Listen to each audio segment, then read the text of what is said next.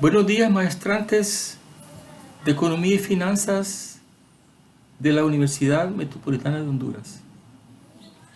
En esta segunda parte continuamos con el problema de la deuda externa y los efectos que producen los desequilibrios financieros. Aquí tenemos. La política fiscal resultó de hecho contraccionista y las finanzas del gobierno central evolucionaron de manera diversa a las expectativas. Los gastos corrientes crecieron 10% en mayor medida que los ingresos. 2 puntos mayores los gastos que los ingresos. Por lo que el déficit se acrecentó. A pesar de la drástica reducción de los gastos de capital, en una caída del 7%, los gastos de capital se refieren a los gastos de inversión pública. En virtud a esa rebaja de la inversión real y financiera y de las transferencias a empresas públicas, ¿qué tipo de transferencias? Bueno, ayudarles a las empresas públicas como el ENE, como en aquel entonces Codefor, etc. Transferencias para equilibrar los gastos de estas empresas. El déficit global neto continuó siendo elevado, 7.3% del PIB. El servicio de la deuda externa equivalió al 67% del déficit fiscal. Imagínense ustedes, 2/3 partes del pago de los intereses y de capital, eso llegó a ser 2/3 partes del déficit fiscal.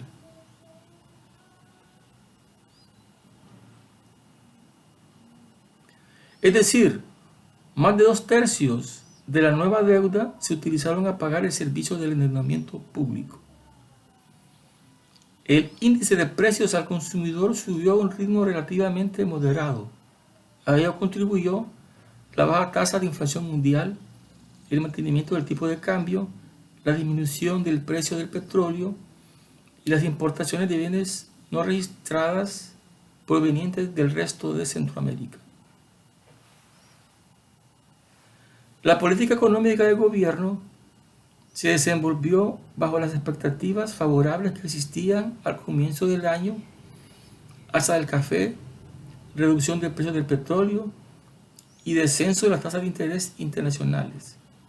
En este marco, los subsidios a diferentes áreas del sector privado continuaron expandiéndose. Los gastos del gobierno central se incrementaron para satisfacer demandas salariales de algunos grupos de empleados públicos. Creció el pago de intereses de la deuda y se elevaron fuertemente las erogaciones por conceptos de defensa y seguridad pública. Por lo tanto, el flujo menor de financiamiento del exterior, el gobierno central requirió del mayor crédito interno, demanda que pudo ser satisfecha por la disminución del crédito neto al resto del sector público. La política del tipo de cambio se mantuvo. Esto afectó negativamente las ventas del resto de Centroamérica y favoreció las importaciones, principalmente las no registradas, y pese a ello, a que continuó funcionando el mercado de cambios paralelos para transacciones comerciales con el resto de Centroamérica. Bien, aquí se habla de la pérdida de competitividad de Honduras con respecto a Centroamérica. Todavía Honduras no había adoptado una tasa de cambio variable y el costo de las exportaciones, el precio de las exportaciones eran un poco más caras y no eran competitivas y estas desfavorecían el comercio para Honduras. Desde ahí ya se comenzaba ya a gestionar una política de cambio variable, tipo de cambio variable, devaluaciones, porque con las devaluaciones las exportaciones se hacen más baratas y las importaciones se hacen más caras. Tal vez con la intención de que el encarecimiento de las importaciones iba a hacer que este país pobre pudiera reducirlas. Al comprar más caros los insumos para la producción, consumo intermedio, materias primas, importaciones que sirven para generar producción y exportaciones. Ya habíamos mencionado en el modelo que el sector industrial ha sido altamente deficitario en divisas. Absorbe más divisas de lo que tiene por exportación. El sector agropecuario, mencionábamos que el 4%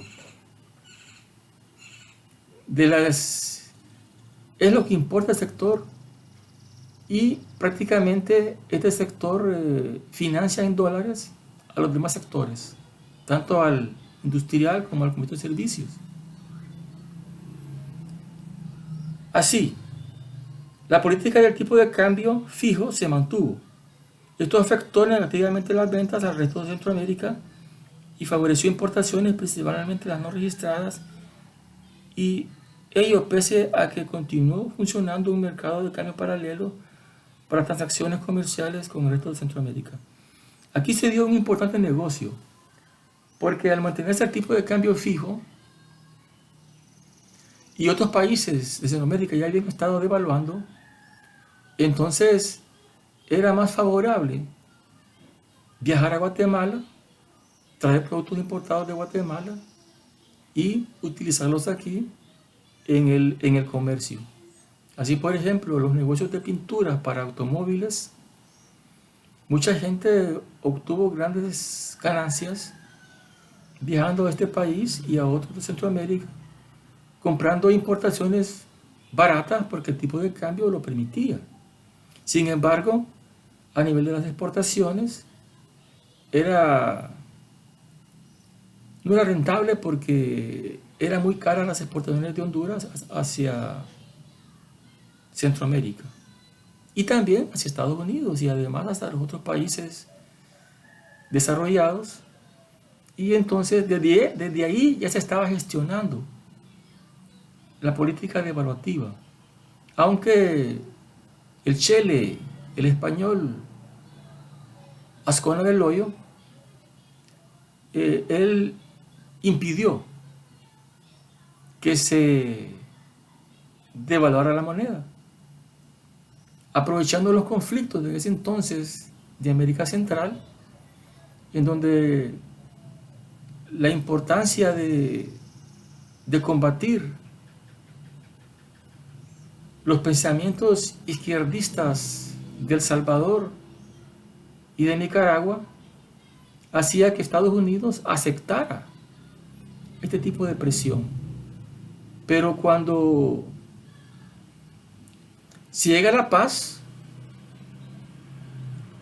los acuerdos de paz, entonces ya este interés dejó de serlo y Honduras quedó abandonada ante los estados desarrollados y se vio obligada a entrar a ese tipo de política de cambio que prácticamente vino a empobrecer más a la población de Honduras. Pero en este momento estamos hablando del 87. La tasa de cambio fuera del sistema bancario fluctuó en promedio de 2.3 lempiras por dólar a lo largo del año, frente a 2 lempiras del oficial. El gobierno mantuvo controlado el volumen de las importaciones, si bien flexibilizó las restricciones adoptadas en 1984. Bien, hasta aquí esta parte de este video. Vamos a continuar